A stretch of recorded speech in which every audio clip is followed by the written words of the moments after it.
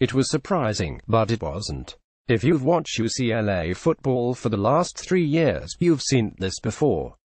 In Josh Rosen's final play before becoming an NFL quarterback Thursday night, his protection collapsed, his coach offered no help, and the kid was sacked. Advertisement: the UCLA quarterback was the best quarterback in the draft, yet he was only the 4th quarterback taken because some teams didn't understand him. He was the consensus most NFL-ready quarterback in the draft, yet he lasted 10 picks because some teams just weren't ready for him.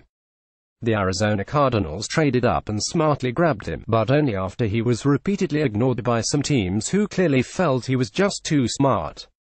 He was knocked around by silly perceptions, pushed backward by injury concerns, then ultimately flattened with an absolute sucker punch from his former coach Jim Mora.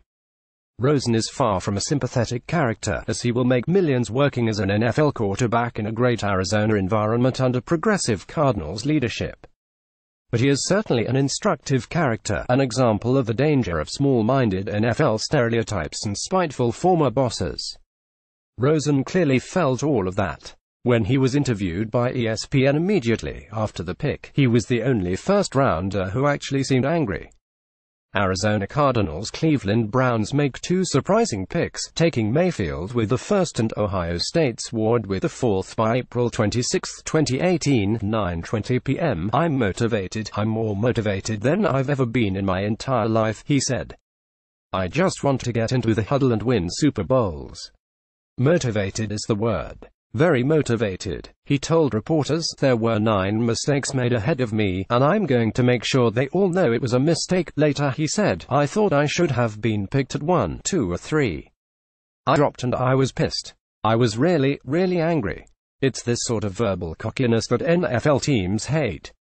Yet they love it when it's put into action, and for 3 years Rosen has continually walked the walk. The Cardinals, who will play Rosen behind often injured Sam Bradford, nailed it. 3 other teams indeed blew it. The Cleveland Browns blew it. They offered a hint as to why they are the most dysfunctional organization in sports by taking Oklahoma's undersized and relatively slow quarterback Baker Mayfield with the 1st overall pick. Advertisement: they were apparently enamored with Mayfield's game presence, the same thing that once sold them on Johnny Manziel. They apparently overlooked Mayfield's second-half flop in the national semifinals against Georgia in the Rose Bowl. They must not have been in Pasadena earlier in the season, when Rosen tossed 4 fourth-quarter touchdown passes to lead the Bruins to a 34-point comeback victory over Texas A&M. The New York Jets blew it. Sam Darnold of USC certainly deserved to be the number 3 overall pick, and he will have a long and great career. But anybody who watched football in Southern California last fall knows he wasn't the best quarterback available. Live updates, complete coverage of the 2018 NFL Draft. 5 QBs go in first round. The one-time Darnold met Rosen on the collegiate playing field. Rosen outplayed him in last year's USC victory, and it really wasn't close. The Buffalo Bills really blew it.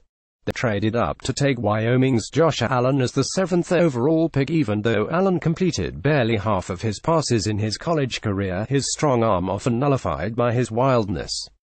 Rosen completed more than 60% of his passes in his career despite often playing behind a depleted offensive line and with a non-existent running game. Rosen made great plays out of nothing, great throws out of nowhere, and carried the team every moment he was on the field. Everyone seemed to agree that Rosen had the best NFL tools. Yet everybody also seemed to believe that he had a most questionable NFL makeup, for the most questionable reasons. They didn't think he was too violent, they thought he was too smart. They didn't worry that his upbringing was too tough, but too easy. They didn't like his chatter, like when he pronounced himself the best quarterback in the draft. And they didn't like his opinions on everything that wasn't football. They didn't even like that he had opinions. He questioned President Trump. He questioned the NCAA's treatment of players. He talks about reading books on astrophysics. The NFL Brain Trust still believes independent thinking can ruin a quarterback. It still believes only hungry players can become the best players, even after the likes of Tom Brady emerged from a comfortable and educated background to become the best quarterback ever. Los Angeles Chargers feel lucky landing Derwin James by Dan Wojcicki. April 26, 2018, 11 p.m. Certainly, Rosen did some silly things at UCLA, most notably posing for photos with a woman in a hot tub in his dorm room. But compare that with Josh Allen's racist tweets from several years ago. There is obviously no comparison. Yet Allen looks and thinks and talks more like a conventional quarterback, so Allen won and Rosen waited. The other gripe against Rosen was that he was injury-prone, and certainly his shoulder problems and concussions were alarming. But remember, he consistently suffered from a lack of protection in running backs. That failure falls on Mora, who never recruited depth, and who never really gave Rosen a contending team to work with. In pre-draft interviews, Mora could have addressed all this while explaining and supporting his quarterback. Mora, who made millions with Rosen as his leader, had a chance to show Rosen the same sort of devotion. Instead, and think about this, the former UCLA coach said the USC kid, not his own QB, should be the No.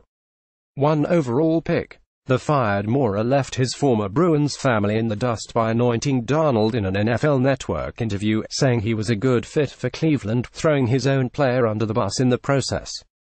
Then, to Sports Illustrated, Mora made it even worse, saying that although Rosen was the best quarterback in the draft, his concentration and focus could be a question.